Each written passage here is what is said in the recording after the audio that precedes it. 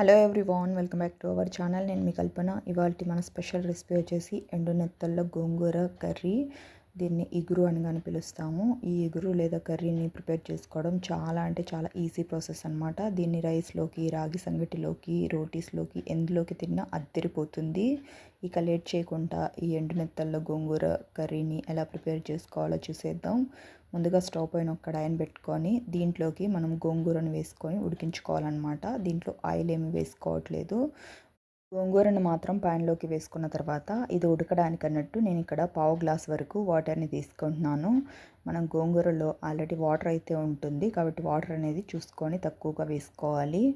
ఈ విధంగా వాటర్ని కొద్దిగా యాడ్ చేసుకోవడం వల్ల గోంగూర అనేది చాలా త్వరగా మరింత సాఫ్ట్గా కుక్ అవుతుంది. గోంగూరని ఇట్లాగే వదిలేకుండా మధ్య మధ్యలో కదుపుతూ ఉన్నట్లయితే గోంగూర అన్ని వైపులా కానీ ఈవెన్గా కుక్ అవుతుంది. ఇప్పుడు ఇందులోకి ఒక హాఫ్ స్పూన్ వరకు పసుపు, అలాగే రుచికి సరిపడా సాల్ట్ని కానీ యాడ్ చేసుకొని బాగా మిక్స్ చేసుకుంటూ గోంగూర సాఫ్ట్గా అయ్యే వరకు ఉడికించుకుందాం. చూసారు కదా, మన గోంగూర చక్కగా సాఫ్ట్గా ఉడికిపోయింది. ఈ విధంగా ఉడికే వరకు ఉడికించుకుంటే మనకు సరిపోతుంది. ఇప్పుడు స్టవ్ ఆఫ్ చేసి దీన్ని రెడీగా పక్కన పెట్టుకోండి.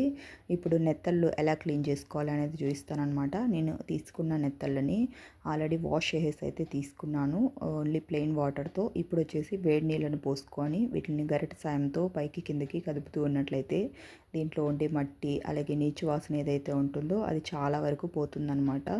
వాటర్లో వేసుకున్న తర్వాత ఒక 5 నిమిషాల పాటు అయితే వదిలేసేయండి. వదిలేసిన తర్వాత నేను మళ్ళీ వచ్చేసి నార్మల్ వాటర్తో వాష్ చేసేసి తీసుకున్నాను. ఇప్పుడు వీటిని వేయించుకొని వేసుకున్నామంటే మనం చేసుకునే కర్రీ ఏదైనా సరే చాలా టేస్టీగా ఉంటుంది. కొంతమంది వేయించరు, డైరెక్ట్ కర్రీలోనే వేస్తారనమాట. వేయించుకొని తీసుకోవడం వల్ల కర్రీ టేస్ట్ అనేది చాలా బాగా వస్తుంది. అందులోను తినేటప్పుడు నెత్తళ్ళు అనేవి కానీ మనకు క్రిస్పీగా తగులుతూ ఉంటాయి. ప్యాన్లో ఒక 4 స్పూన్ల వరకు ఆయిల్ని వేసుకొని ఆయిల్ కాస్త వేడెక్కనివ్వండి. ఆయిల్ బాగా వేడెక్కిన తర్వాత ఈ నెత్తళ్ళు మొత్తాన్ని ఇందులోకి యాడ్ చేసుకొని మీడియం టు లో ఫ్లేమ్లో ఒక 10 నిమిషాల పాటు మిక్స్ చేసుకుంటూ ఫ్రై చేసుకోవాలి. ఎంత క్రిస్పీగా వేగితే మన కర్రీ అనేది అంత టేస్టీగా వస్తుంది.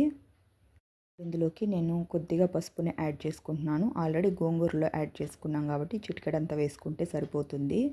బాగా మిక్స్ చేసుకుంటూ క్రిస్పీగా అయ్యే వరకు వేయించేసి తీసుకుందాం. చూసారు కదా, నెత్తళ్ళన్నీ చక్కగా ఫ్రై అయ్యి మంచి కలర్లోకి వచ్చేసాయి. ఈ స్టేజ్లో ఉన్నప్పుడు వీటిని బయటకు తీసేసుకుంటే మనకు కరెక్ట్గా సరిపోతుంది.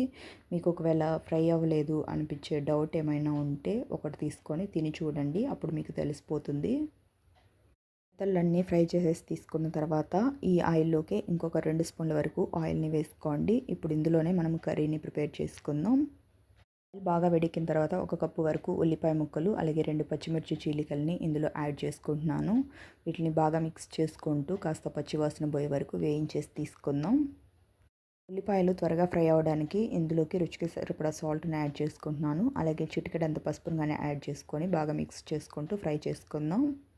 ఉల్లిపాయలు చక్కగా ఫ్రై అయిపోయాయి. ఇప్పుడు ఇందులోకి ఒక 2 రెమ్మల వరకు కరివేపాకును కానీ యాడ్ చేసుకొని బాగా మిక్స్ చేసుకుంటూ ఫ్రై చేసుకోండి. ఇవన్నీ చక్కగా వేగిపోయిన తర్వాత 1 స్పూన్ వరకు అల్లం వెల్లుల్లి పేస్ట్ని కానీ యాడ్ చేసుకొని లో టు మీడియం ఫ్లేమ్లో బాగా మిక్స్ చేసుకుంటూ 2 నిమిషాల పాటు ఫ్రై చేసుకున్నామంటే అల్లం వెల్లుల్లి పేస్ట్ కానీ చక్కగా ఫ్రై అవుతుంది. ఇప్పుడు ఇందులోకి 1 స్పూన్ వరకు కారం, ఒక 1 స్పూన్ వరకు ధనియాల పొడి, ఒక 1 స్పూన్ వరకు గరం మసాలాను కానీ యాడ్ చేసుకొని బాగా మిక్స్ చేసుకుంటూ ఒక అర నిమిషం పాటు ఫ్రై చేసుకోండి. ఇలా చేయడం వల్ల ఈ మసాలాస్ అన్నీ చక్కగా ఉల్లిపాయ అలాగే పచ్చిమిర్చికి పట్టేస్తాయి. ముందుగా ఫ్రై చేసి పెట్టుకున్న గోంగూర ఉంది కదా, దాన్ని వేసేసుకోండి. మీకు ఒకవేళ గోంగూర స్మూత్ పేస్ట్ లాగా కావాలంటే మిక్సీ బట్టీస్ అయినా వేసుకోవచ్చు. నేనైతే ఇక్కడ మిక్సీ చేయలేదన్నమాట. కొద్దిగా ఆకులాగా తగులుతూ ఉంటేనే గోంగూర అనేది మనకు ఈ నెత్తళ్ళ కర్రీలో టేస్టీగా ఉంటుంది. ఇప్పుడు ఇందులోకి ఒక హాఫ్ గ్లాస్ వరకు వాటర్ని యాడ్ చేసుకొని ఈ గోంగూరని ఇంకాసేపు ఉడికించేసి తీసుకుందాం. చక్కగా ఉడుకుతూ ఉన్నప్పుడు ఒకసారి సాల్ట్ని చెక్ చేసేసి చూసుకోండి. ఒకవేళ తక్కువగా అనిపించినట్లయితే ఈ స్టేజ్లో మనం యాడ్ చేసుకోవచ్చు. దీంట్లో అయితే అన్నీ కరెక్ట్గా సరిపోయాయి.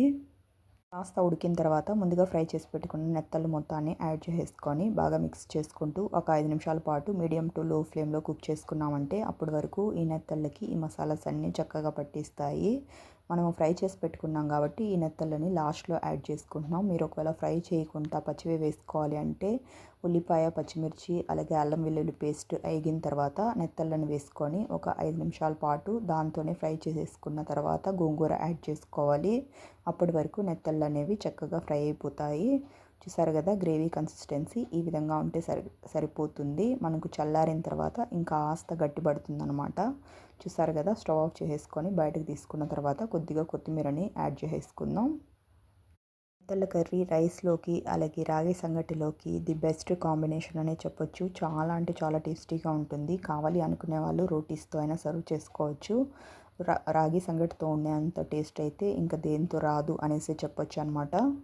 చూసారు కదా, మన గ్రేవీ కన్సిస్టెన్సీ కానీ పర్ఫెక్ట్గా వచ్చేసింది. ఇలా ప్రిపేర్ చేసి పెట్టుకున్న దీన్ని సర్వింగ్ బౌల్లోకి తీసేసుకుందాం. ఇప్పుడు దీనిపై నుంచి కొద్దిగా కొత్తిమీరతో గార్నిషింగ్ చేసేసి తీసుకుందాం. అంతే ఫ్రెండ్స్, ఎంతో హెల్తీ అండ్ టేస్టీ అయిన మన నెత్తళ్ళ గోంగూర ఇగురు అయితే రెడీ అయిపోయింది. మీరు మీ ఇంట్లో తప్పకుండా ట్రై చేసి ఇంట్లో వాళ్ళకి పెట్టి చూడండి. వాళ్ళకి ఖచ్చితంగా చాలా బాగా నచ్చుతుంది. మా ఇంట్లో వాళ్ళకైతే ఈ కర్రీ చాలా అంటే చాలా నచ్చేసింది. ఫ్రెండ్స్, మనం టుడే చెప్పుకున్న ఈ రెసిపీ అయితే మీకు నచ్చిందని అనుకుంటున్నాను. మీరు మీ ఇంట్లో తప్పకుండా ట్రై చేసి మీకు ఎలా వచ్చిందో కమెంట్ సెక్షన్లో తెలియజేయండి. అంతేకాకుండా ఇలాంటి మరెన్నో హెల్తీ అండ్ టేస్టీ రెసిపీస్ కోసం వెంటనే మన ఛానల్ని సబ్స్క్రైబ్ చేసుకొని పక్కనే ఉన్న బెల్ బటన్ని ప్రెస్ చేసి ఆల్ అనే ఆప్షన్ని సెలెక్ట్ చేసుకోండి. ఇలా చేయడం వల్ల ఇకపై నేను పెట్టే వీడియో నోటిఫికేషన్స్ అన్నీ మీ హోమ్ పేజ్లోకి వస్తాయి. Thank you for watching friends. Okay, bye.